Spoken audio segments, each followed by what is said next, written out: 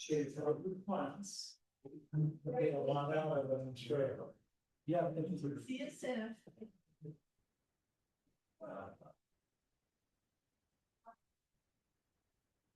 Yeah, you gotta have the place, the only place that you go. Not ready to snooze. I know. You're welcome, make sure. Yeah.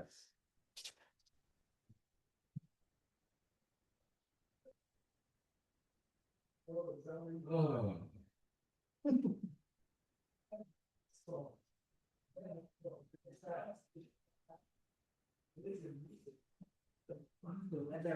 Isn't it wonderful, the nice sun and warm, and to keep the doors open?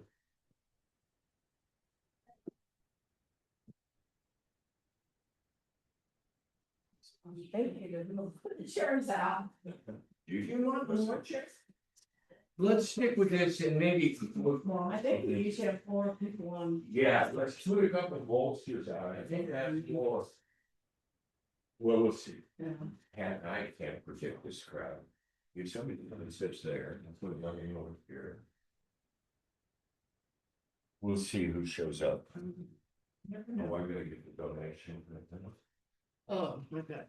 New hand, fresh hand does. Nothing's really changed, but Okay. fresh.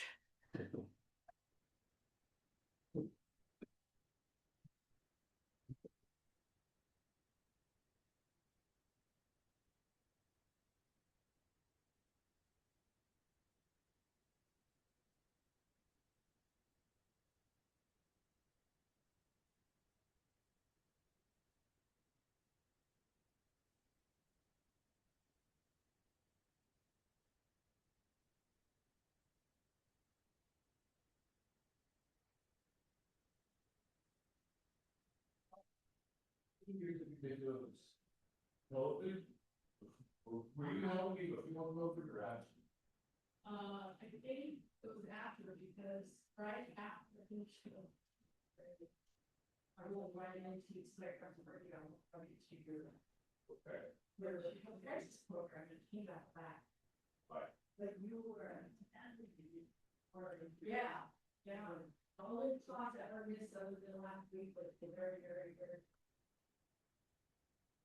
Yeah, I heard you. Yeah, that was 2 classes. They started in 2019, 28. Yeah, as I was like, leave our company behind. Take your calls on that. I'll be back in public. And that's the company.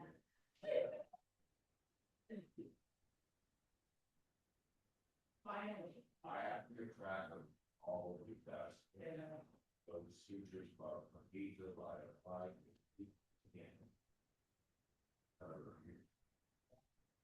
Well, I'm going to go. Yeah, I have to work. And I'm going to my couch. Who? Where do I feel? And as a genius, Yeah. I'm going to keep an able to get those.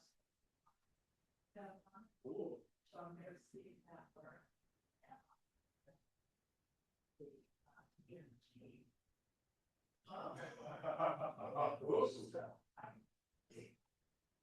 Good. Sounds good. Okay, yeah, we got a few minutes. Yeah, so these or methods. I got some comments I want to make. Sure, you all speak up. I gotta go to the restroom.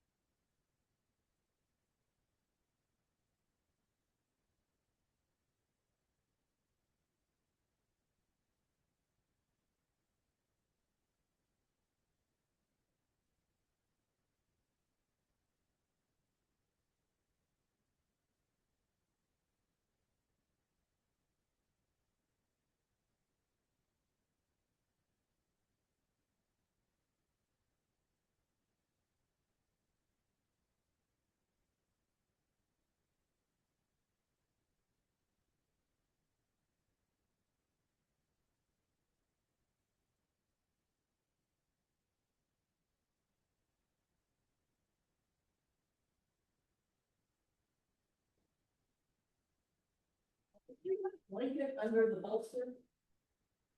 Yeah. Yeah, usually you have something there from her jackets. Hi, Maria. Hi, Paul. Hi, Lauren. How are you? Good. How about you? Ooh, you got your own muscle up. I'm going to laugh, I'm ready for, but, yeah, the golden jacket. Yeah. But no, it gets yes, on the yes. nice. Yeah, at night it does. Okay, I'm using my blanket. And I probably should take. This one I don't want to. You want I one, want- Maria? Yes, no, and ten. Yeah, I think I have, it's warm here, actually. Yeah, you're gonna wanna peel a layer off. Okay. Yeah. Oh.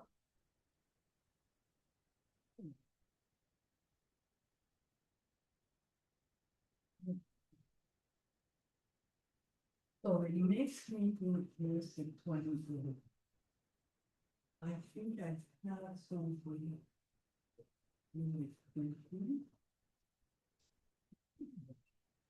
You're expecting a small group?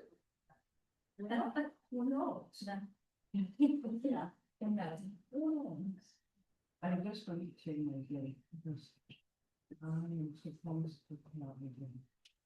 Taking care of it, I want to take time.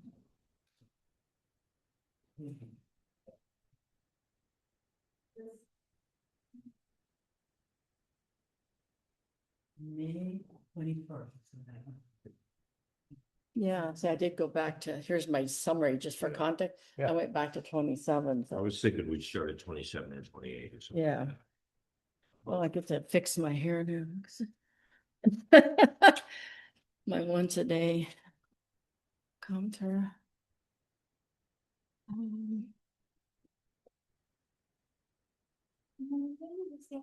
Both of your notepads, because I just wanna use one to write. Yeah, go ahead. That's the older one. Let's go like this. No, that's the newer one. Let me have the old one. Thank you. Yeah, you can Yeah. use that. Yeah, no worries. It's all right. I just want to make sure I got the right pages. One for them to write on. Yeah, no problem. Well, no, this is good, yeah. Perfect, thank you.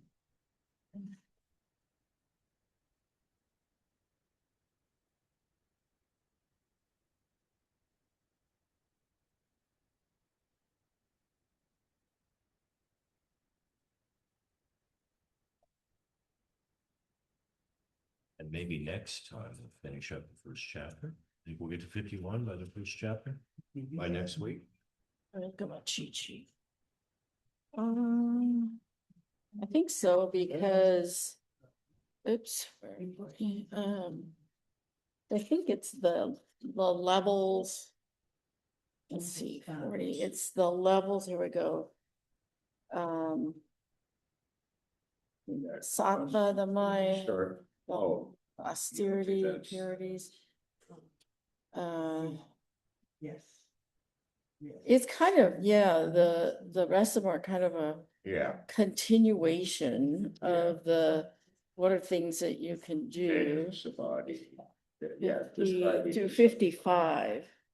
Well, that's a 40 to 55. Well, I think we're at, what are we? We're gonna end at 40. Yeah, today, but we're 51 to the end, so 40 Oh. to 51 again. For next month. Next. Let me get We'll back see how it to, goes. let me get back to on that. Yeah. I mean, sure, it's possible zip through, but I hate to No, hate to we won't set it. reduce Let's go and see where we end. quality for quantity. Right, Yeah, yeah, we're not in a hurry. yeah. Let's see what we figured out. Well, April was the 29, we're already in front of that by one session. Yeah. I mean, this is just a guideline, like, What's that, Mike? A little bit, yeah. yeah, That just goes to show you, we didn't set a very intelligent schedule. yeah. I'm gonna look at your schedule for a second. So this is April. Yeah, it's all right, it's working all right. 32. May, well, I would really like to Hey, guys. Hey. Chair, you guys doing? Grab a couple chairs or bolsters. Yeah, because you know that I would like to get this pulled up.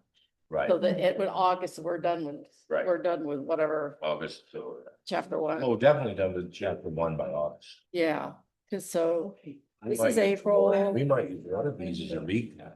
Yeah, you know, I love recaps. So if we, okay, here's a proposal. If we take these 2 months to do all the way to 52 Yeah. and then recap, Yep. okay. I will make a note. Okay, okay, I put it out, yeah.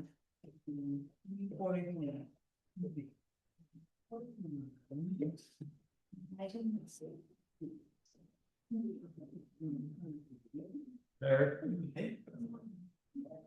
And you'll be back in September. right? Yeah.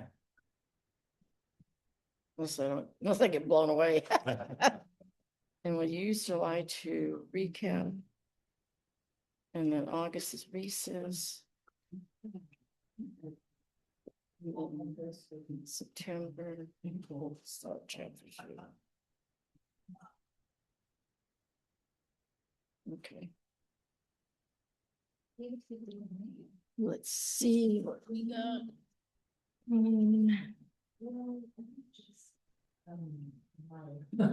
Yeah. Oh, please, better, but I can't only love you, really good book. It's just kind of upset. Yeah, We're told them, and and so he's been working a lot more. And just by fluke made it today, we weren't planning. Because I had to work in Chico. Yeah. You look at what. Get off the open. Yeah. Yeah. So that we got them.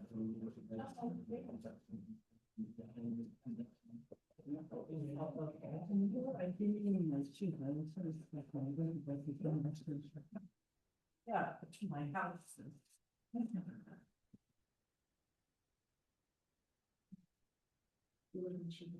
Yeah. Pretty fun. So right now it has been.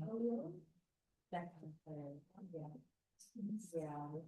It's an apartment. Been kind of 2 years. Yeah. Yeah. There's a patient. And it's.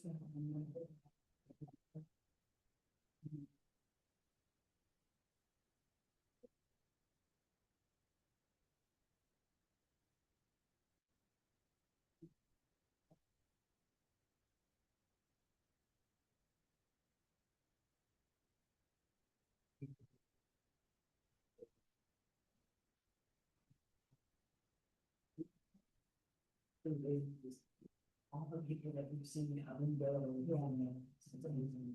So we've seen them. It's like we are just.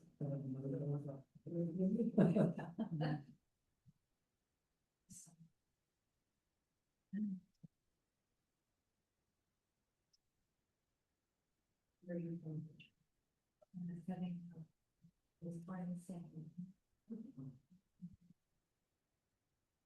Parents, all of us. Never children. It's born. That's the way.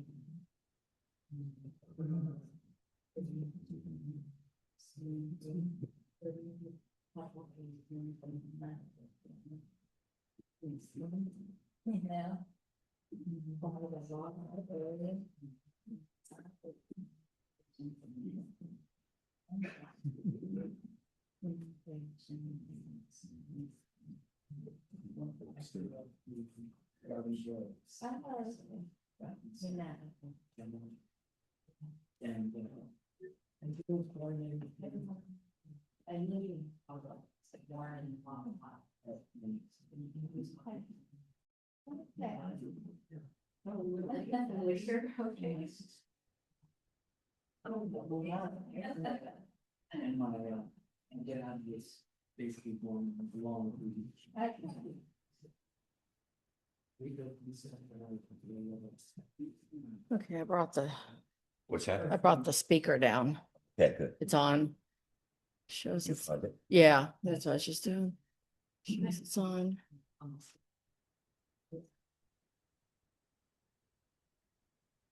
Before we begin, I have to tell you that I'm not using social media or anything. I'm using live captioning. So hopefully that helps me tonight. And I did hear that somebody's dad was born in Long Beach. And then that.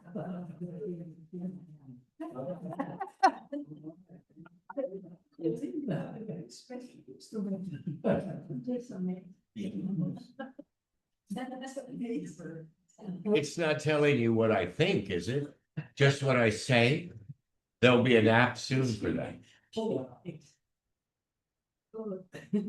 Okay, well, let's get going. So we'll start off with our 5-minute meditation and with good thoughts and good intentions being our goal.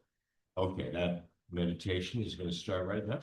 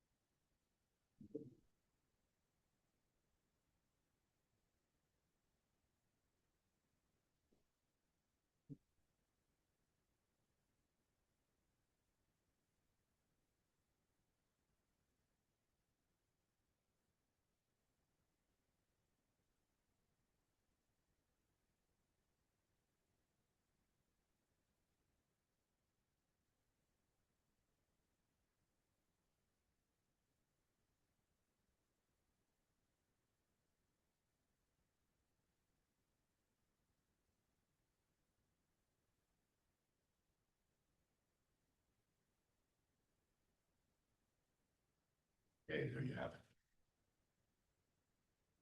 Okay, go ahead, Lynn. Well, we're really glad you all made it tonight. We have Carol online. And Carol, in the room, we have 9 of us sitting here. So I'd ask that one person talk at a time so we can keep the discussion in a sane, organized manner. And I've let Carol know that when she wants to join the discussion, she'll signal me and then I'll make sure she has the floor so everybody can hear. Let's see, hear through this. And she'll hear us through that, so we can hear what she has to say. I actually want to go back to, I want to do one quick thing. okay, but I'm gonna want to go back to a little further That's fine. and I can explain why. Sure. So one other thing is logistically, you might have noticed, just looked at our schedule and what we're gonna try and do, but without rushing anything or anybody, is tonight's gonna be a recap up to 1.40. And then we have 1.41 to 1.52. And we're going to, our plan right now is during May and June, go from 1.40 to 1.52, which will complete chapter 1 or the first PATA. And then use July to recap and consolidate everything that we've been studying so that when the August recess comes, we're all done with chapter 2 and we've hopefully got it pretty solid in our minds before we move on. Then when we come back in September, we'll start chapter 2. So I'm going to redo the schedule for what that's worth. I'll put it out on the email again, but right now that's the plan. Yeah, we're taking all the stuff. Okay, just one other quick logistical thing about last week. We got some good feedback about interacting with us as we speak. So if you want to respond or ask a question during the talk that Lauren and I do, feel free to interrupt us because we felt like that went more smoothly and was more inclusive. So feel free to speak up. Okay, that's one little logistic thing we're changing. Also,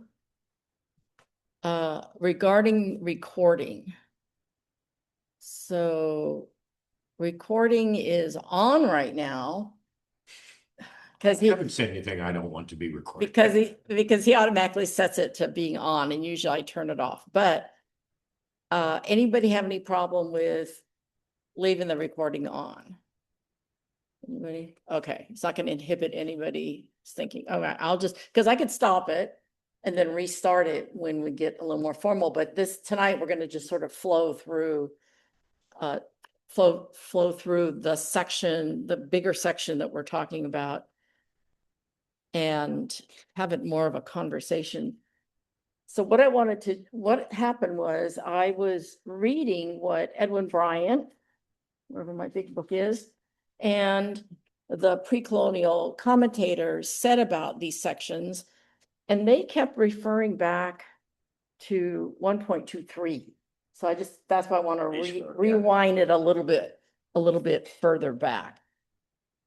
Now to put all of this from, I'll say 1.23 to 1.40 in context, where I'm proposing that we start is 1.23 essentially says, or samadhi is attained by devotion with total dedication to Ishvara.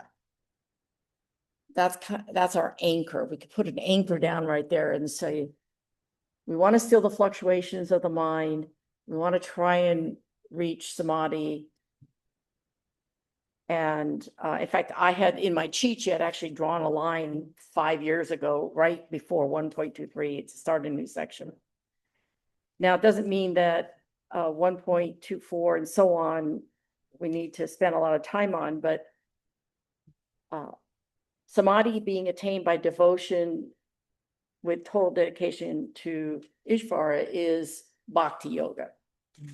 Now, what we're talking about tonight is all these different ways we can approach Ishvara, right? And then we go on to 1.27, which is, we've talked about before, the word expressive of Ishvar. Now, my translation comes from a little bit different book, but I include the Edwin Bryant information. The word expressive of Ishvara, what we just talked about, is the mystic sound of Om, or God's name as well as form. And I can say that the commentators essentially, at least some of them, said that, and if for some reason you want an alternative to the name and form of God right there, if you want some alternatives, then here we go with the list. And from this practice 1.29, well, I'll say 1.28, to repeat Om with reflection, with meditation, is an aid. And then 1.29, I'm kind of zipping through this part so we get to the good stuff.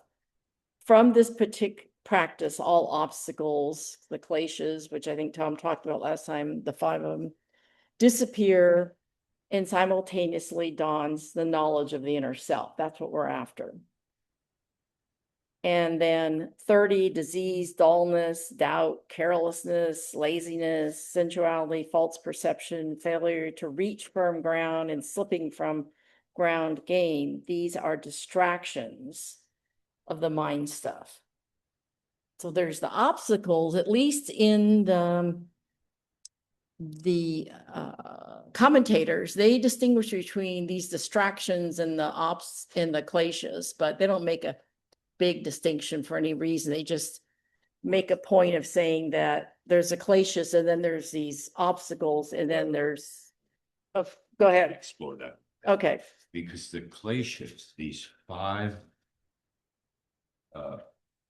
deep obstacles to the practice, are avidya, or ignorance, asmita, or ego self, attraction, dvesha and raga, attraction and aversion, and then lastly, a fear of death.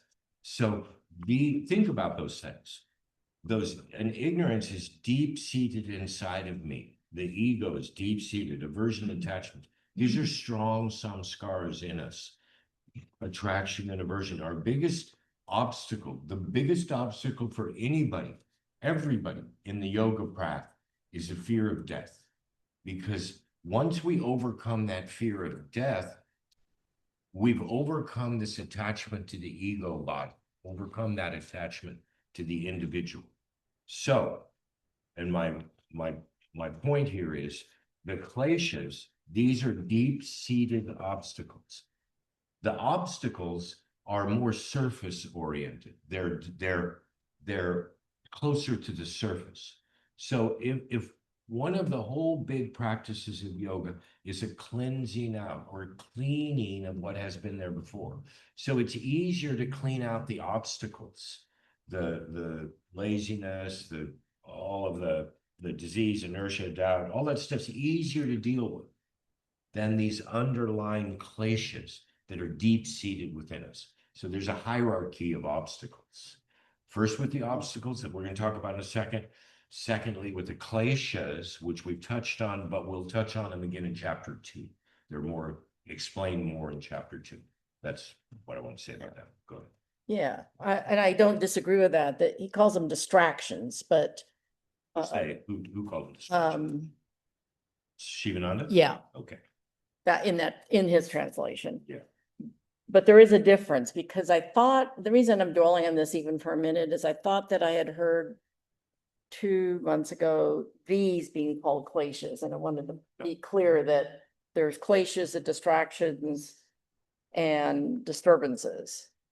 1.31 accompaniments to the mental distractions include distress, despair, trembling of the body, and disturbed breathing. So from there, then, let's see here. Starting with 1.32, this is the good stuff. This is the list of other things in addition to chanting, and you may want to say something about this. I'd be interested in your view. Sure. Out loud, chanting Om out loud versus to yourself. There's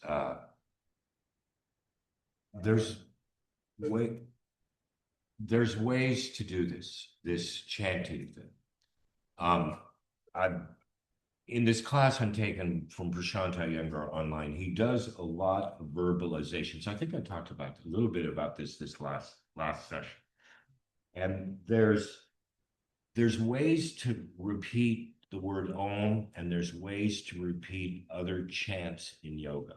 You've heard, there's a lot of different chants or repetitions of God's names or phrases that you repeat in yoga.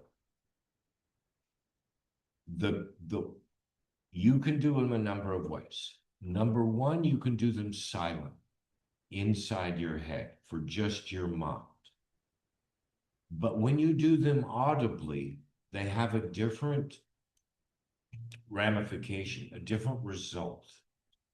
And it has to do with the vibrations of sound that occur in the head, neck, face when you do the recitations. I'll tell you what we're doing in this class that I'm doing with Prashant, because it applies to this very closely. In the yoga, in Sanskrit, there's different vowels than in English. In Sanskrit, there's 10 vowels.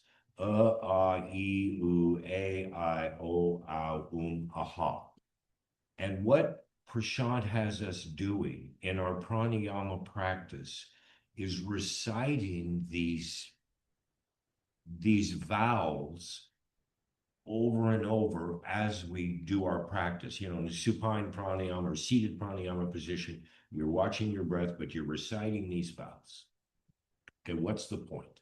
The point is these 10 vowels go through every facet of your breathing and speaking voice and apply it. When you get through with those 10 vowels, you've activated all of the throat and mouth effort that you can in speaking. So what it is when you recite these vowels with different intonations, different prefixes, and different postfixes,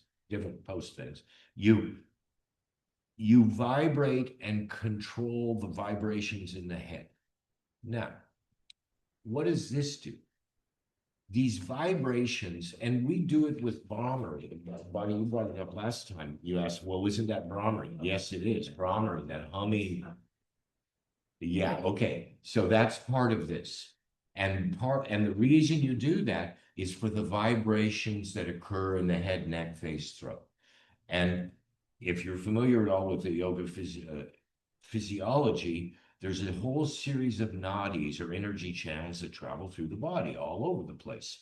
And when we do these recitations verbally, it starts to clean out some of these nadis and energy centers in the mind and head and the chakra system, the Agni chakra, Visuddhi chakra, Anahata chakra, even into the heart.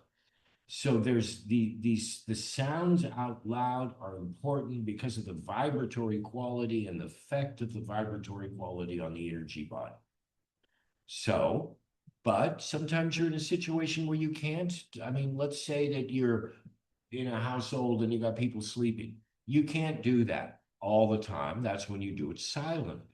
But the effects are different. The ramifications are different.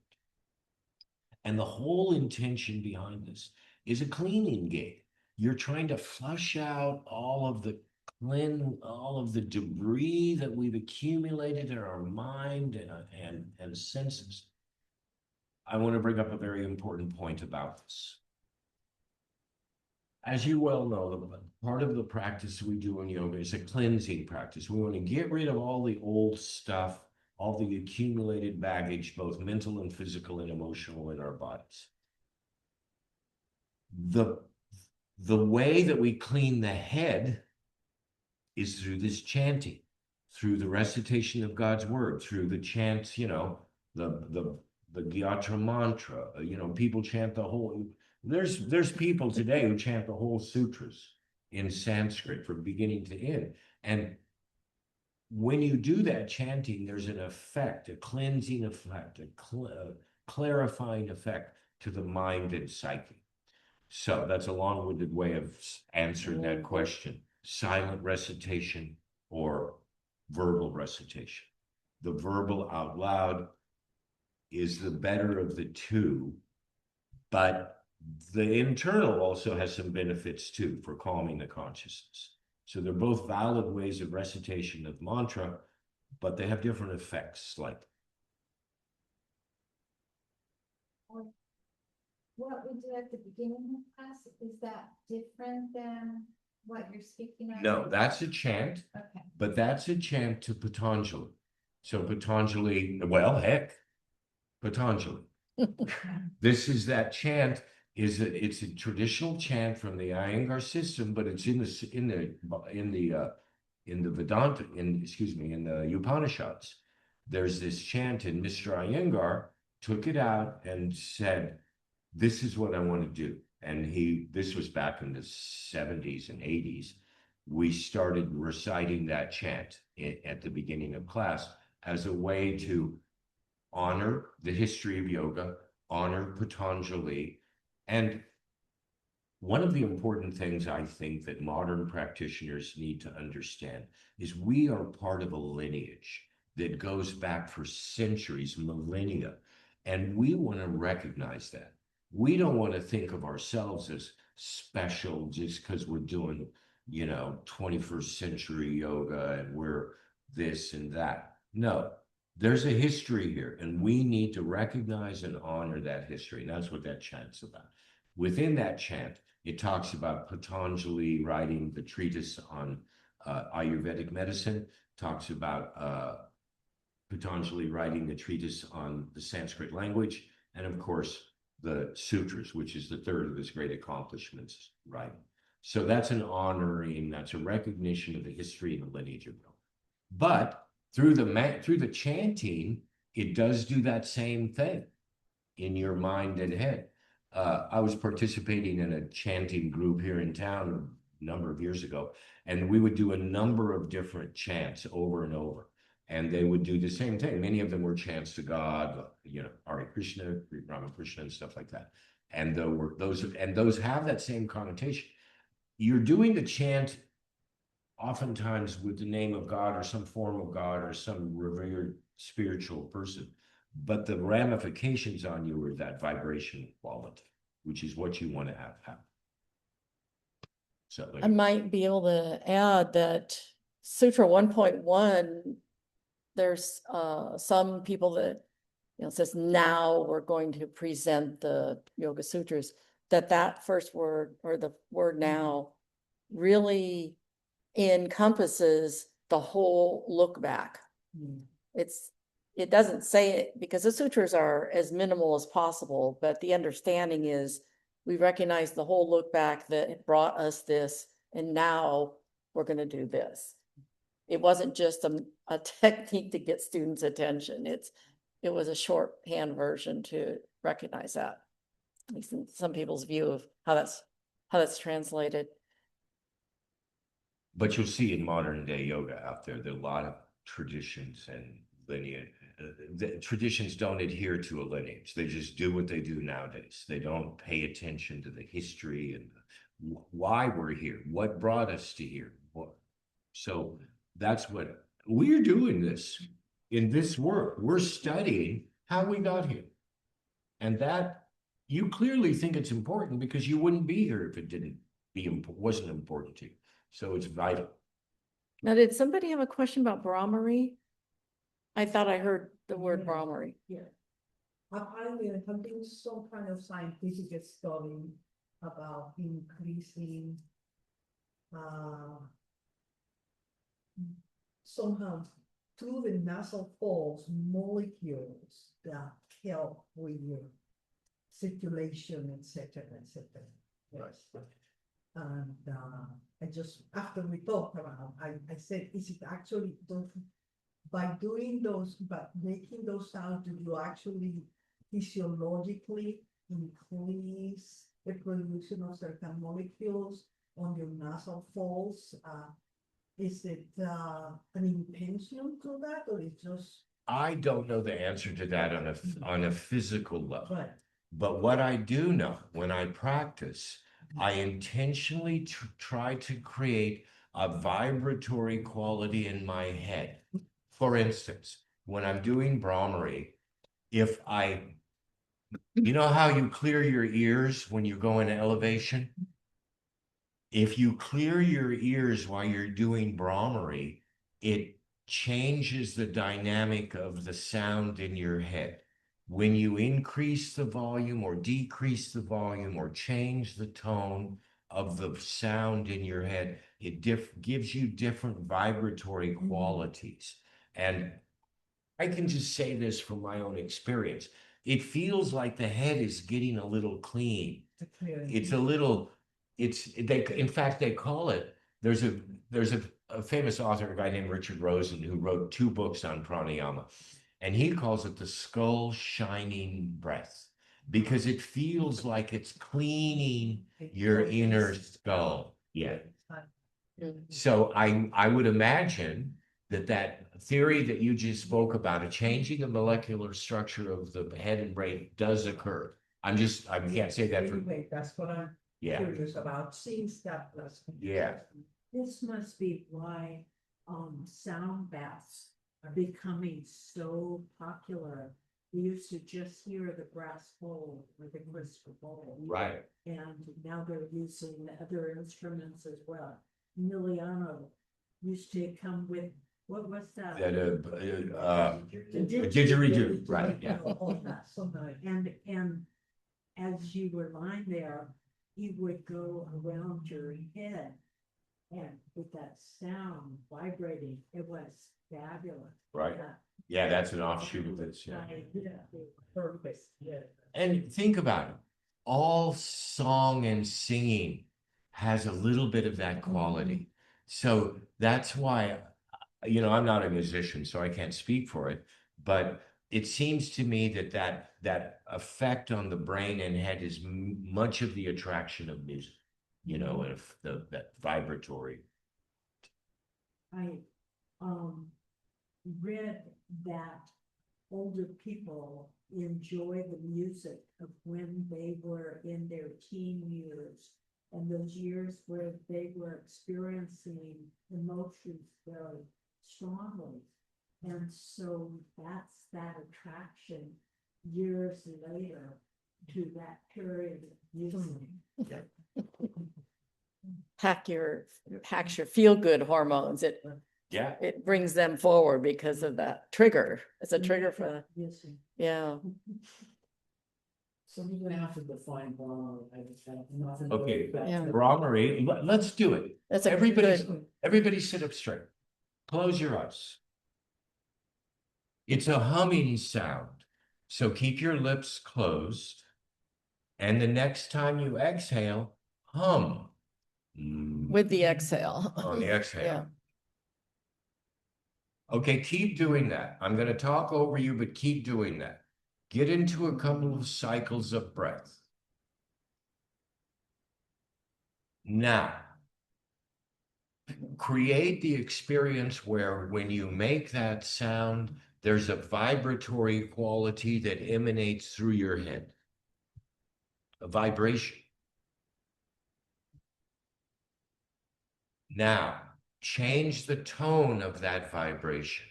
Yawn, like you're clearing your ear. Increase the quantity, decrease the quantity or the sound. You can make the sound higher or lower. Play with it for a couple of cycles of breath. Go ahead.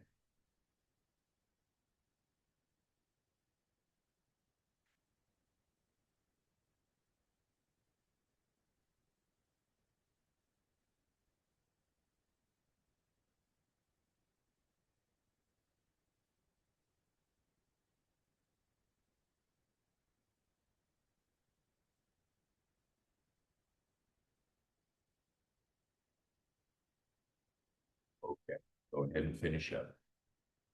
Okay, that's Brahmari. Did your brain vibrate? Yeah. Good, successful. Feels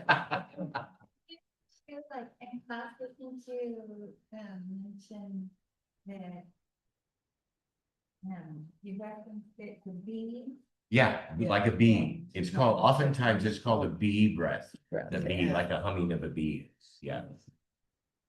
And it's okay to keep taking breaths, or are you supposed to stay with one breath?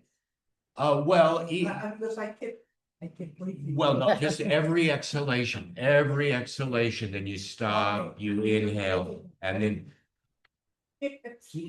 yeah, it's all on the exhalation.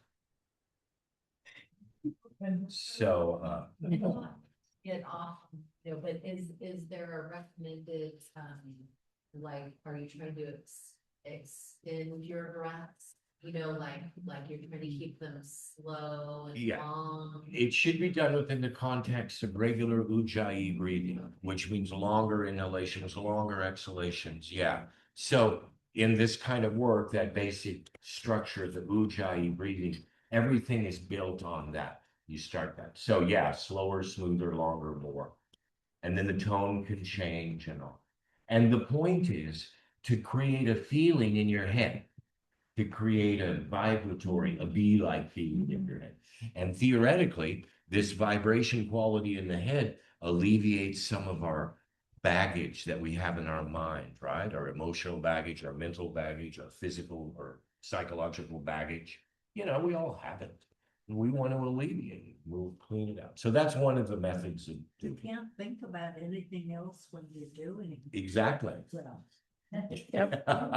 It's kind of like on the exhalation. Yeah. Well, it is the exhalation, but your mind is totally absorbed in the vibration. Which is why we do it. One of the reasons, yeah. Good. To disconnect, Yeah. from the nonsense in our world. And it feels good. Yeah. I'm gonna turn the light on because I'm having a hard time reading. That'd be by the great. Piece of paper down here. And while you're doing that, I will say that we have another person that came online, Graham Thurgood. Graham? So I just brought him up to speed on why he came on when we were doing Brahmari breath. Oh, wait. This is how smart AI was. I put in Brahmari breath, bee breath, and it translated Brahmari as brazier. But it's a good thing I put in bee breath, but he probably will like that. Yeah, he will. He'll get a kick out of it, especially a language genius like he is. Anyway, so welcome, Graham. You know the drill.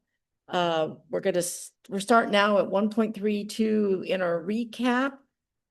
And 1.32, this is where Patanjali says, or, let's see here, I summarize, or single subject or technique. Pick a single subject to meditate on. And so a comment I wanted to make was, when you're looking at the 8 limbs of yoga, we talked a lot about asana. Well, we didn't talk a lot about asana, but there's asana, pranayama, pratyahara, which is withdrawing the senses, and then dharana, which is single-pointed concentration. And one of the questions I put in the homework was, what limb of yoga are we on? And this is essentially talking about single-pointed concentration on Ishvara or Om or where am I? 1.32, a single subject or a technique. And then 1.33 is, I think, a famous passage or famous verse in the sutras. And when I sent out, if you happen to look at the email, there's a little YouTube video of chanting, speaking of chanting out loud, of this verse. And if you go into the comments, I think if you open up the comments, it has the, in Latin, it has the word spelled out. And it may even have a translation. I'm not sure. It's been a little while since I've looked at that part, but a lot of people memorize this and chant it to themselves when they're faced with perhaps a situation where they're not sure how to deal with somebody. This question comes up in this group a lot.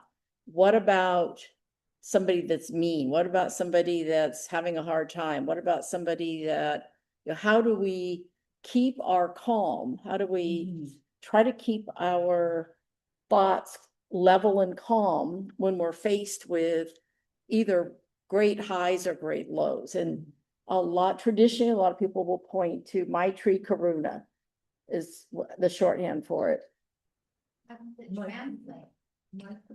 Maitri Maitri. Mudita Dupekshanam Sukha Dukkha Punya Apunya Vishayanam Bhavataha Chitta Prasada. The Iyengar's translation is, through cultivation of friendliness, compassion, joy, and indifference to pleasure and pain, virtue and vice respectively, the consciousness becomes favorably disposed, serene, and benevolent. So let's remember our goal here. Our goal is that single-pointed consciousness, that mind. And we've looked at some of the obstacles, right, that were in the way. Those obstacles, disease, inertia, doubt, heedlessness. Now, how do we overcome those obstacles? Well, we overcome those obstacles by creating a cultivation of friendliness. If we're friendly with people, we won't get mad at them. We won't get antagonistic to them. We'll understand them. Compassion. We always have an opportunity to give others who are in need of it compassion and understanding. So when we give compassion to others, we're not judging them. We're not creating a situation where we're putting them down and making us bigger. We're elements of compassion. So we're creating an equal playing field. Joy. If you're joyful all the time, you're not critical or judgmental or argumentative with people, you spread that joy naturally.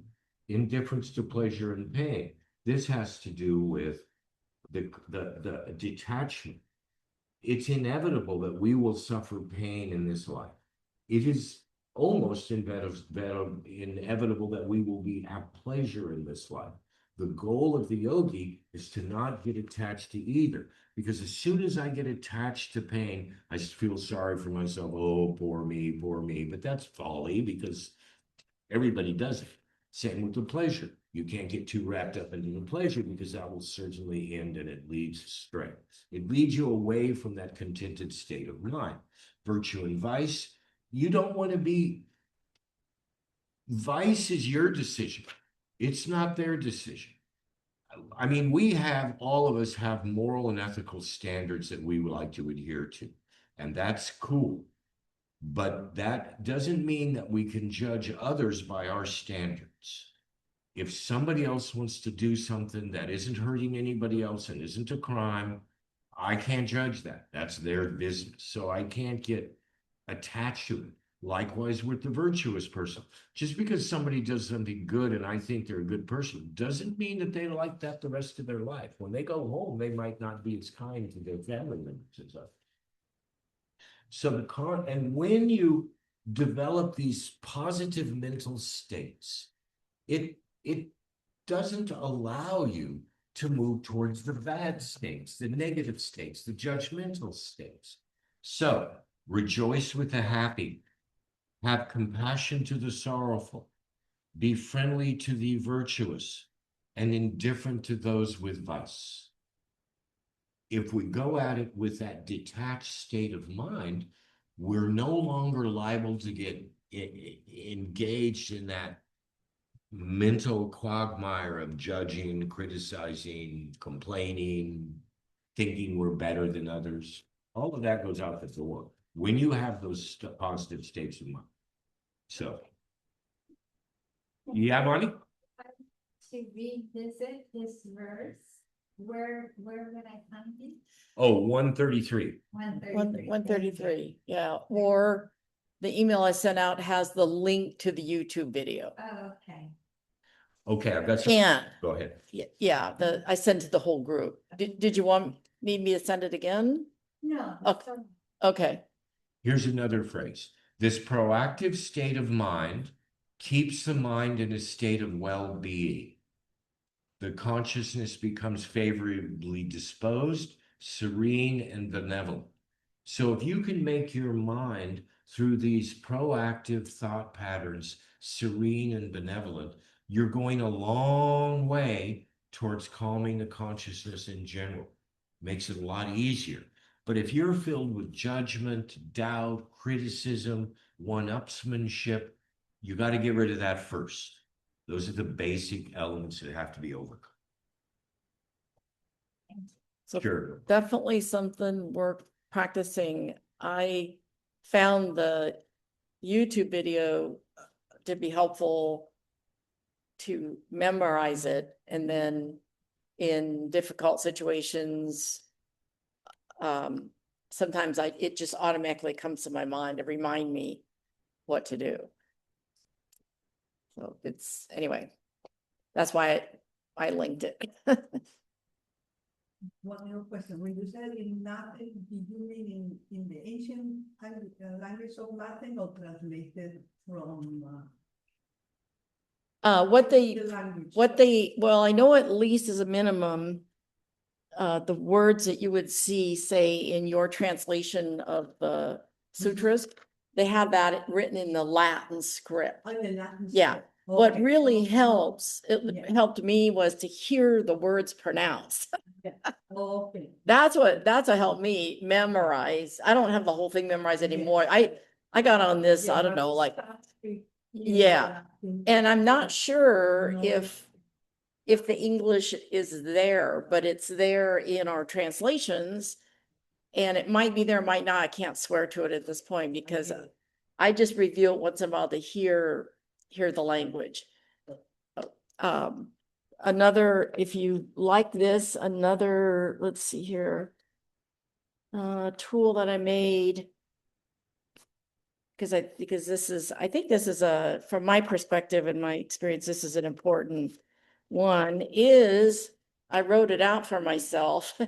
And a pet peeve I have of some of these translations is they don't break it out in the syllables. Mhm. So I could send this if anybody wanted it. It's broken out in the syllables. So when you're saying it in your mind or saying it along with the YouTube video, then you have it. So it took me a while to figure all these out. But anyway, I keep this with me too.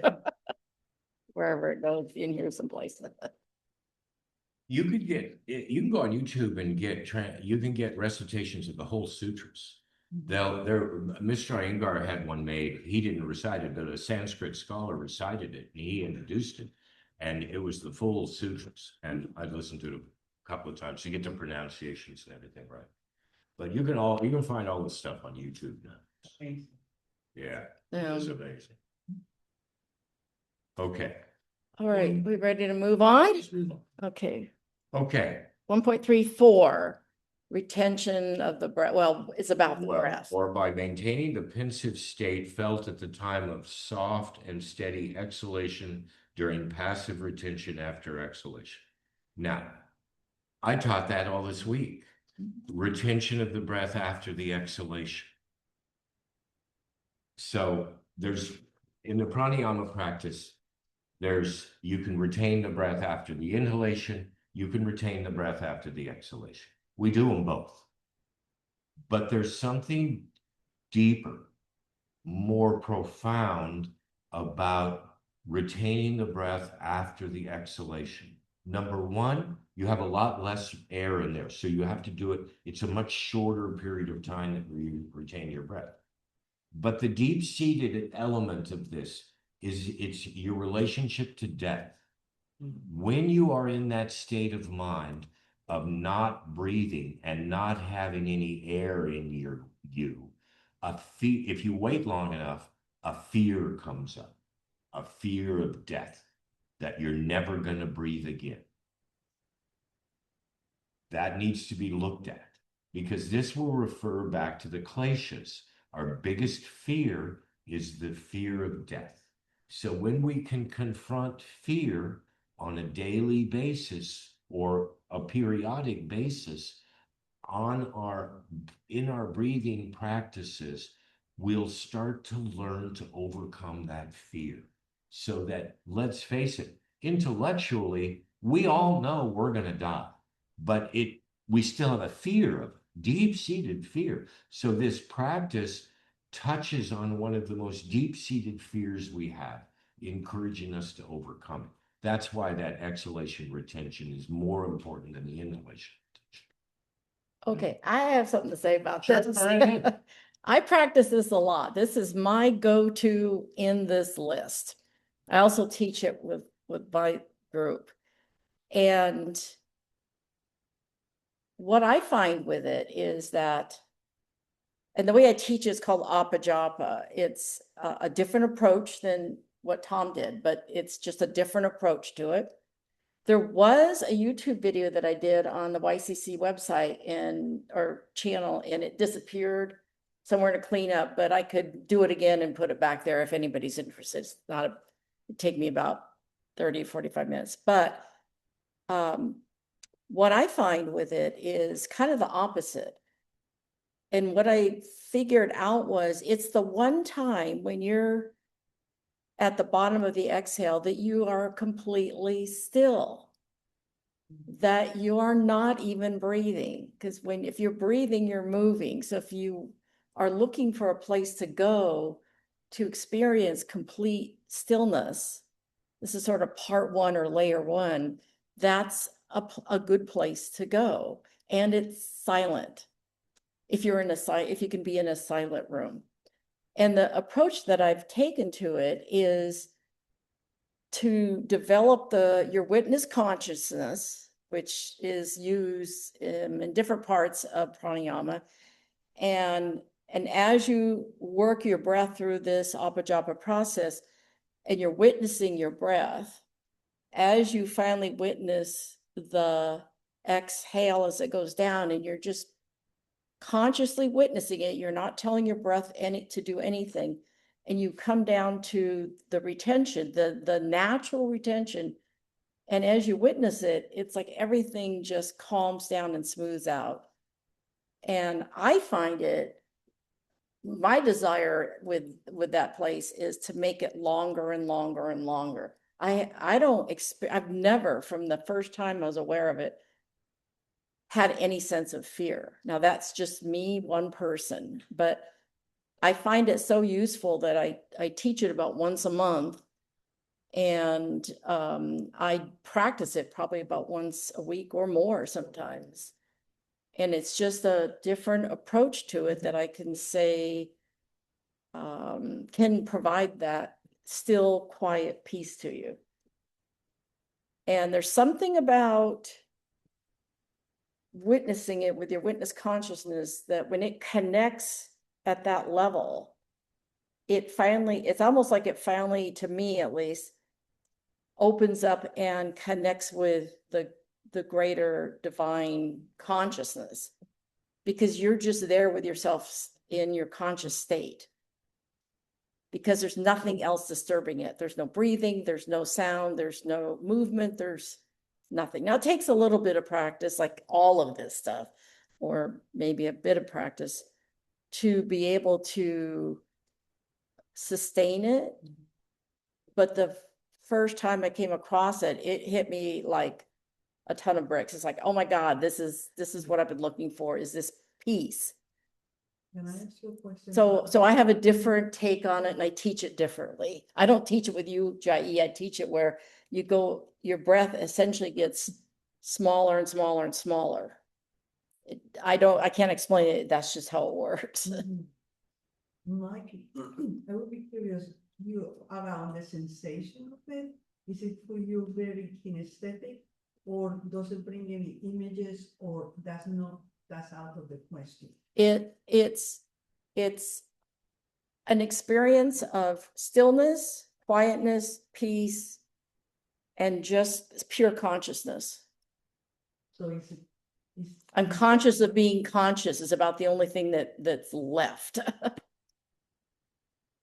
So we don't have enough time here to not focus on the sensation. It's not focused on the feeling.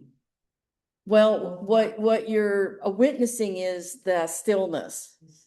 And that was kind of one of the revelations, was because I went through a period where, well, even my breathing is moving me, it's moving my rib cage. And when I hit that, it's like, oh, the words just came to my head. This is the place to go where you're not even moving your breath. But you don't force it, you don't close off your throat. As Tom is always saying, we're not closing off our throat, we're just exhaling and pausing. And so anyway, I just want to give a different, not as better, just different approach, different view of it. It's so valuable. I think it's so valuable that it's listed here in the sutras as one of the ways to do dharana. So If I remember correctly, I think he was talking about it when we were reading Light on Love. Yeah, He- sure. Yeah. He was talking about that pause after the exhalation and how it gets you the closest, physically, to that state. yeah, it comes up here and there because anybody in the entire universe forever can, do this and experience it, and it has a profound effect on people. And if you encounter or you feel like you're facing death doing that, as Tom just said, I mean, it's something that you want to start asking questions about. About what what is the basis of your fear of death? Self-inquiry, it's the self-study part of it. All I can say is I never got that. So I That's all I think can it say. might be referring more to the anxiety that you feel when your body starts to tell you, hey, we need oxygen here pretty soon. Yeah. And you get this, if you've ever do a lot of swimming and you're holding your breath. yeah, I used to snorkel and scuba dive and all that. So yeah, So, yeah. like, these things, yeah. That's the feeling. That's that Yeah. point where you get anxious. Mhm. How to deal with that. How to deal with Yeah. it, right? Exactly. I like that peaceful moment, that experience of just nothingness. And I shared with a person who didn't have beliefs of anything in the afterlife, that if that is all there is that perfect calming. What a treat. And then if there's anything else, what a great surprise for you. Now I'll add one thing. This is just my personal practice, but I really don't, I think I taught it once, but I try to now take it and expand it. Expand that sense instead of it just being at the bottom of the exhale, maybe like if I had to put something like that big, I try to make it bigger in my body and make it last longer. You mean after you inhale again, like you try to make that experience? When I go to the bottom of the exhale, because I'm able to quite often make that last for a while if I'm really, practiced up on it. And then now it's because I sense it as like a section down here in the lower body. Now I'm trying to expand it into my body cavity more, just to play around with it. So I try to have my consciousness. It's like taking a balloon and compressing it, and I'm trying to have my consciousness let it expand on its own. I'm just playing around, but I like to mess around. I'm my biggest experiment, so I might get as big as guinea pig. But anyway, Okay. so yeah, try it. I think we both would really encourage you to try it, and if you haven't already, but try it some more if you have, and see what you get. This is something you can do here and now or tomorrow, and it comes out of the dharana part of this, of the sutras, and I'm kind of harping on it a little bit because early on there in other places, there are people that say, oh, well, that part of the sutras is way beyond me. I'll never reach samadhi. I'll never, I can't do any of this stuff. Phooey, right here. This is the proof. You can try it. And if anybody tells you you're not ready to try it, just ignore them. Just go to my tree Karuna. Anyway, I'm done. Okay. I'm done preaching. That's all right. That's all right. So 1.35. Okay. And then all of these between 1.34 and 1.39 are ways of trying to calm the consciousness in the meditative state. Okay. Number 3.5, or by contemplating on an object that helps to maintain steadiness of mind and consciousness. We do it every day in this classroom. When I ask you to put your consciousness on a particular part of the body, you're doing this. You're stilling your consciousness on that part of the body. But it doesn't have to be to the body. It could be an object of interest. It could be a sage or a saint or an image of Buddha or Ganesh or Jesus Christ, whatever you want to meditate on. But be careful. You want to meditate on an object that brings you to a higher mental state. I don't want to be meditating on a negative thought or a bad thought or an unenlightened or ungood thought or a mundane thought. All of the meditative objects of meditation that I want to use want to be of a higher spiritual plane, whether it be a sound, an image, an object, whatever. You want to make it higher up the spiritual chain. It wants to be an object of interest. I don't want to be meditating on something that I'm not interested in. So I want to have an innate interest in that. It develops awareness, sensitivity by becoming absorbed in an object or a thought or a word. Now, when we become absorbed, there's something that we're going to run into later when we talk about the 8 limbs of yoga, and it's called samyama. And this is the transformation from dharana to samadhi. And what it is when we meditate on something, we become engaged with it. And then as we continue to contemplate, I should use the word contemplate. When we contemplate something, we become engaged with it. When we meditate on something, we become more engaged with it. And then when we really meditate on something, we become united with them on a deep level. So this whole idea of samyama is moving from meditating on something to become absorbed within that subject or object. And that's what this is about. You want to become absorbed. You want to move from observation to meditation to absorption in these objects of meditation. Now, when I read the commentaries on this one, they were focused on, let's see here, where's the term? Sense perceptions. And they gave examples like meditate on the tip of your nose. And if you go deep enough, you'll still start smelling some extraordinary sense that may not even be in the room or in the area. And all I can say is the commentators seem to say that this had to do with focusing on some of the senses that we otherwise would have been withdrawn. Hearing, extraordinary perceptions. And in fact, there was a little section about out of 1.3 warning that even though you might experience these extrasensory perceptions, be aware that they might be a point of meditation, but don't get carried away. That's chapter 3. I know. Yeah. Well, but this 1.35, at least when I read the commentary on it, everything you said was true, but they were focused on the senses, your 5 senses.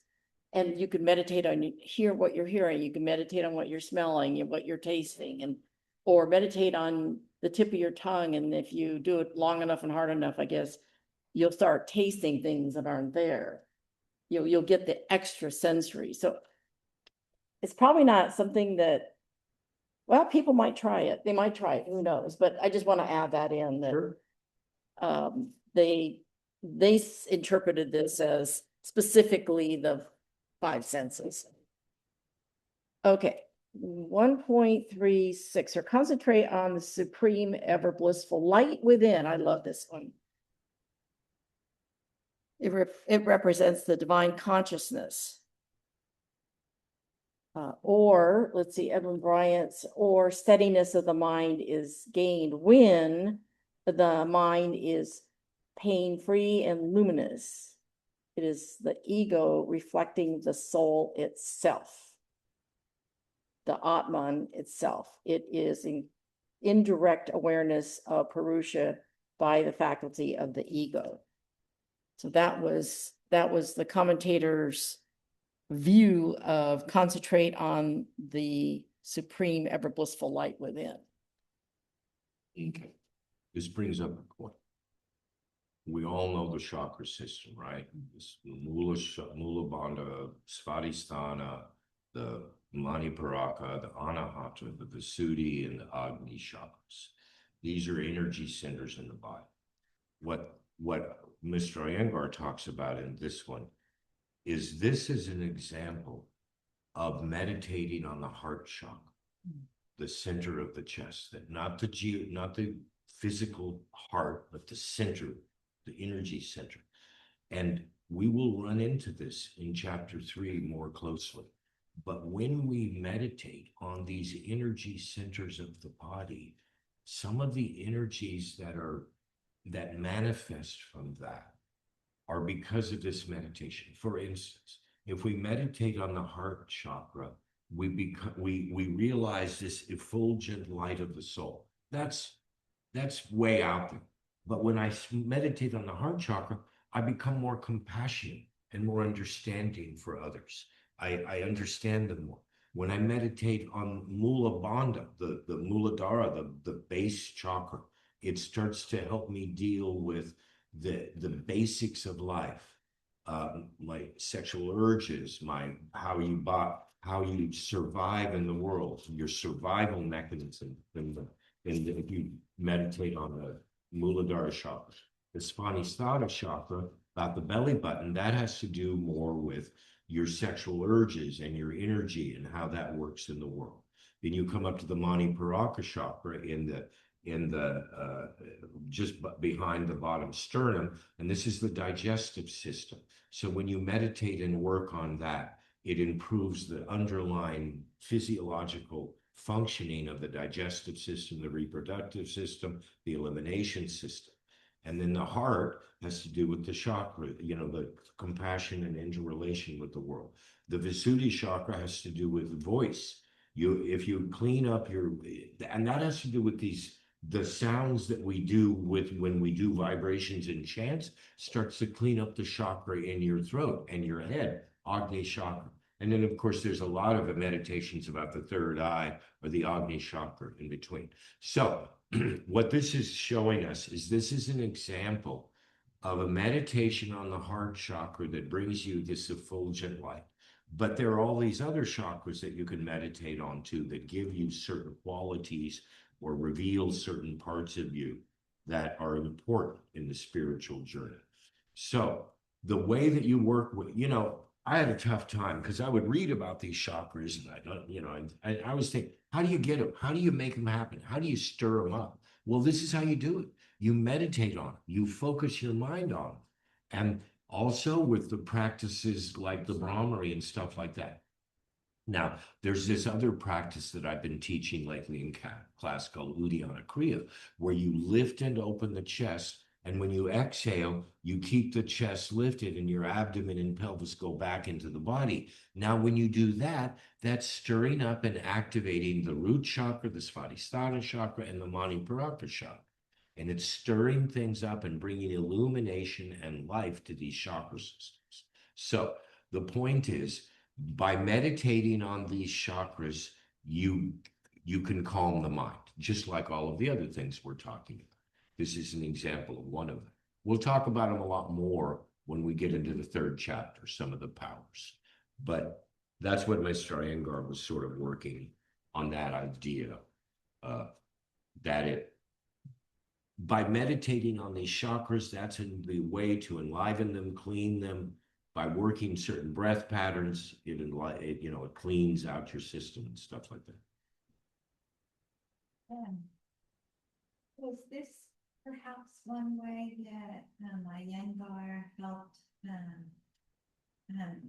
the men that had substance issues that he housed? Probably. Yeah, you know what, somebody's smoking out there, I'm gonna close the door. Yeah. Yeah. But yeah, probably, but I don't know specifically how we work with Bonnie, but that makes sense to me. I wonder. You know, let's look at that. What is that?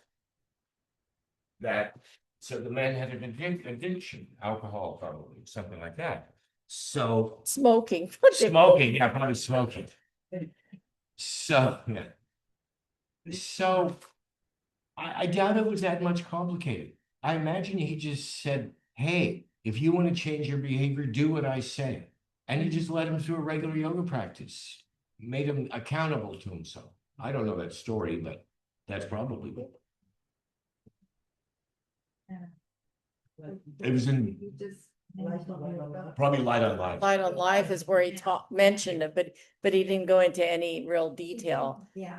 Yeah, I can say that, there's a million and one people out there today that are trying to address that. One that I found useful for what it's worth is Gabor Mate has some really good, up-to-date, current, right down to the root cause type practices and information. If you're looking for somebody that's actually current and up to date on this, it's my go-to, but there's a GABOREMATE.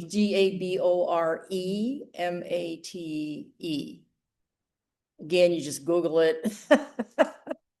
But yeah, and there's a million and one other people talking about addictions. I think that my theory is that Mr. Iyengar was so sensitive to people's, now this is, I can't believe I'm going to be saying this, but people's energy, and that he was able to trace some of their negative energy down to some of the root causes and calm them down enough to be able to see what was causing the samskara cycle. That's where I think a lot of this comes from. It's a deep-rooted samskara. It may even been something inherited through generations, but it's a trigger reaction, trigger reaction, trigger reaction. And since he understood samskaras, to be able to work with them to calm themselves enough so they could see it themselves and then start to intervene in the addiction cycle. We now know with a lot of yoga, it was true. And now we know scientifically why, because of the brain chemistry that goes on in our lizard brain going through these cycles, whatever the addiction is. Gambling, shopping, smoking, drinking, eating, washing your hands compulsively. But yeah, the industry's now caught up with a lot of this. We call it samskaras, but I think Iyengar was able to sense it in them and then help them get down to calm themselves enough to see what was going on, because only they knew where it came from. All the answers are inside of us. We just have people like Iyengar and Tom to help us get there. But anyway, that's my theory. Okay, good theory.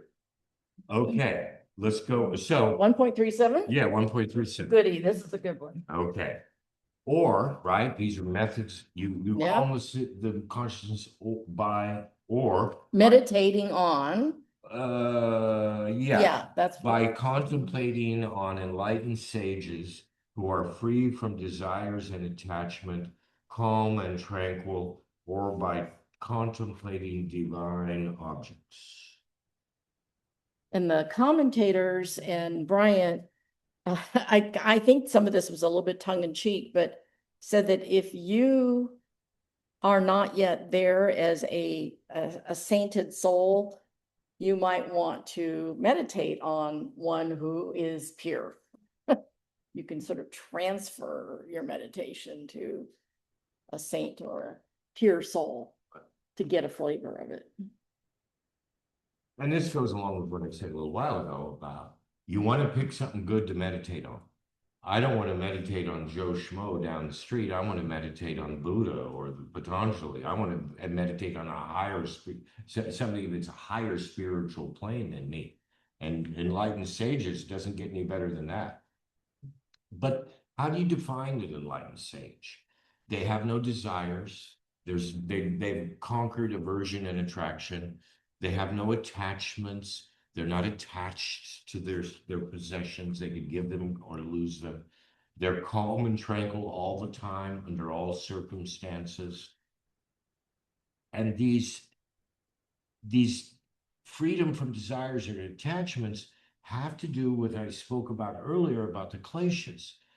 Those are the attractions and the aversions. That's where the ego lives, in these kleshas. That's where this ignorance. Okay, one of the first kleshas is ignorance. What are we ignorant of? We're ignorant because we don't recognize that we are not our bodies. We think we're our ego self. I think that I'm Tom, I'm this age, I'm this person, I'm this in this place. That's a superficial. That's an ignorance to think that that's who I am. The truth is, I'm something deeper than that within myself. So that's the ignorance, that one of the kleshas. So the point here is, when that you want to enlighten, you want to meditate on somebody who has conquered the kleshas, who has gone beyond desire, gone beyond attachment. So they're very few and far between. Buddha, Jesus, there's enlightened sages that you can find for sure, and it's beneficial. But there becomes a problem when the student or the sadhaka gives too much power to the guru or to the person who's in charge. And you have to surrender to a certain degree to this idea of the guru. But if you give over too much, that's where we've all read and understood and heard of problems with people who have taken advantage of students. And that's where this relationship, this power imbalance gets distorted. When we give someone too much power and they're not ready for it, they'll take advantage of us. But if we give somebody who deserves it that power, like an enlightened sage, we know that we're safe with it. But we've all heard stories of people who were violated or hurt by a guru or a spiritual master. And that's where you have to be discerning in that. I think there's has been some confusion over out of the Gita where Arjuna is told to surrender to him or surrender to Ishvara, but to give up your sense of responsibility to yourself for a guru, it might work out, but my view is you're still responsible for yourself. You still have to do the work. And there's people there to help you, but it's a mistake to completely surrender yourself to them. You do the Ishvara. Unless you determine that person is that person. Yeah, but that would be very rare to find something like that. But I've seen where, especially coming out of the 60s, I mean, there was people that, oh yes, I'll give you everything and you do what you want with me. And then it turned out it was a bad cult and, they come limping home with their tail between their legs. So there was a lot of confusion about surrender and who you surrender to and whether you should be surrendering your complete self, including your psyche. But there are positive elements of this too. Like, how many of you in this room have read the book Autobiography of a Yogi? The very famous book. Yeah. And now, has that inspired you at all? Has it been an inspiration? Maria, did that inspire you? A long time, and actually it was given to me by someone that I was dating who was from India. Okay, And I was not interested in it, I was interested in Carlos Castaneda. right? He said, oh, you read Carlos Castaneda, you have to read the. Yeah. Oh, I get the whole Castaneda thing too. But my point is that it was an inspiring book. Yes. It It le- was miracles, I believe. Exactly. Exactly. But Did it is inspire you, Lori? It didn't. Oh, really? No, I read it and I ended up giving it away, so it wasn't cluttering up my library. Oh, really? It was interesting, but no, I just kind of went, all right, well, that was interesting. Okay. I have to read, I mean, this is a long, my Yeah. story was like Carlos Castaneda was what I really. But this, I kept it, I have to find a copy somewhere. My point is, there's a bunch of books out there Yeah. that inspire us, that give us that extra push towards our spiritual journey. Now, Light on Life, fire, it just set my mind on fire the first time I read it. And then I read it I just kept reading it 5 or 7 times. I just kept circling through it. Yes. It had that effect on me. And finally, Tom said, well, you might want to stop reading it one of these days. Did I say that? Yeah, you I don't did. have any, I don't Yeah, know that I don't want anybody to stop reading. Yeah, you did. Yeah. And of course, I totally ignored you, but I stopped That's it. good. But I stopped anyway for a little while, and then I went back at it. But now that book set me on fire. But yeah, so anyway, I think the point here is if you find something super inspiring that, And you want to look for those things. Like sometimes I felt like, I remember a spot about a year and a half ago that I was feeling a little dormant.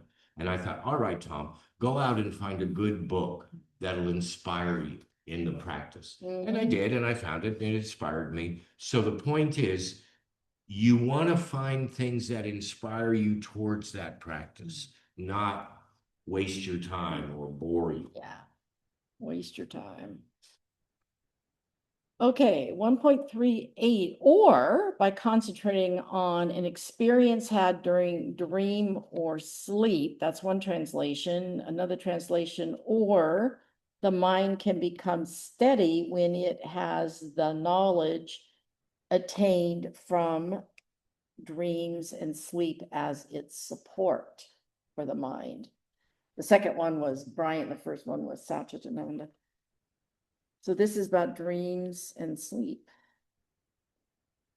And let's see here.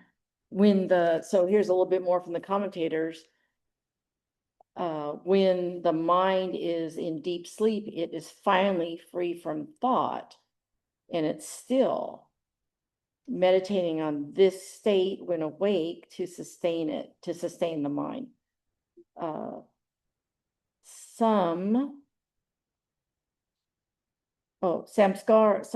Some distinguish between Thomas' deep unconscious sleep and achieving the same when conscious. I'm paraphrasing from the commentators. What I got from reading on this was that if you do dream about something that's very inspiring and you can wake up in that liminal state, it's a good time to try to meditate on it. I never understood the sutra. I don't dream, or I don't remember my dreams. So it has no relevance to me. But I did hang out with a guy early in my spiritual journey who wrote down every dream he had. And he would look back at them and refer to them. And that gave him some illumination. But this is one that just doesn't resonate with me. But it's about using the dream state to achieve a calm, cool, collected mind. And it can be a way of experiencing, if you wake up out of deep sleep, dreamless sleep, and you're in that liminal state, it can be a way to try to continue the experience a little bit. At least that's what I do with it when the rare chance I get to experience that. So sometimes you might catch it as you're waking up. Now, some people seems like the one I'm married to, boom, he's awake, his feet hit the floor and he's making noise. So if you're one of those people, This probably I thought you doesn't. were gonna say he's one of those guys who dreams and tells me about his dreams. God, he acts them out, but that's another story anyway. So there, anyway, that's one that's, It's 1-3. yeah, what, Does anybody have inspirational dreams? I have. Inspiration? That are positive or solution oriented? Sensual. Yeah. But not, could be inspirational. Yeah, I mean, not me. Mine are just always working through situations. Yes. But not a solution, not a resolution, nothing I meditate on. Right. No, well, keep at it because I do get them once in a while and they're worth it. All I can say is inspirational or solutions. And in journal, people, there have been, kept in journal like the bad. Yeah. Mhm. I Ask can the see question. that, yeah. Ask a question. Okay, 139. Or by meditating on any desired object conducive to steadiness of consciousness. It's the same thing that we've been talking about. You want to be selective about what you meditate on. You want it to be spiritually uplifting. Mr. Iyengar says it like this. Asanas are an object of meditation. Breath is an object of meditation, as long as the intention is correct. So your underlying intention behind this meditation needs to be correct. You guys do it every time you do an asana or a physical position. You meditate on the asana. You keep your mind in the asana, and that's this meditative state to try to achieve. One of the things I like what Bryant said was all these other ones we're talking about never mention asana in this particular section. And he said, oh, here's some examples of other things. The disciples of Krishnamacharya and the whole Iyengar system, asanas as a whole point of meditation. Exactly what you're talking about. And I like that he recognized that as including Patabi Joyce and his Patabi Joyce, yeah. lineage and so on. And then one of the things he added was. What's that? Patabi Joyce is the creator of the Ashtanga system. All of the vinyasa system that goes on is derived from Patabi Joyce. Let's see here. Oh, No, that's great. Oh, and then he mentions that in all of this, what we're trying to do is move the mind to a quality of sattva. Minimize tamas, minimize rajas, and move it to sattva. It's another way of looking at steadiness of the mind, because those are always present. It's just what proportion that they're in. And finally, 1.40, gradually one's mastery in concentration extends from the primal atom, or the smallest thing you can imagine, to the largest magnitude. I'm talking about gradually as you meditate on these, whatever you happen to pick, your mind can contemplate from the whole range, from the smallest to the largest, to the universe. A way to look at that is this. When you meditate on the, okay, so we've got two pieces. We've got the Atman that lives within us, the individual Brahman, the individual soul that lives us. Then there's Brahm out there, which is the universal consciousness, the universal around us. The point with this sutra is, if you meditate on the small individual, you understand the whole. If you meditate on the whole, you understand the small individual piece of it. That's the relationship between the big picture and the individual picture. Once you understand one, you understand it. Let me check with Carol real quick. Carol, hopefully you're still there and you can hear me. Do you have anything you want to add or question? We're just about on the wrap up phase. No, not at this time, but thank you. This has been great. Great, thank you. Okay, we're ready for our 5-minute closing meditation. Okay, let's start right now.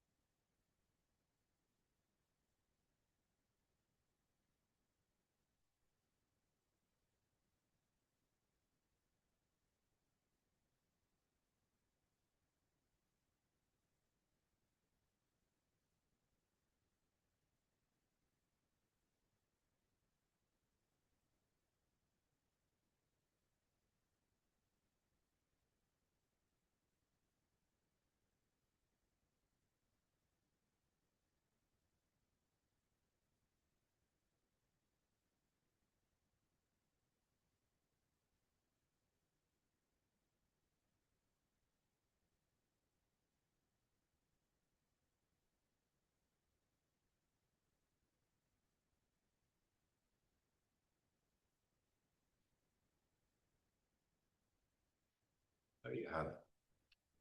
Well, thanks for coming, people. Appreciate your participation. And meditate on that stuff. Good for you. Sure. Okay. Gotcha.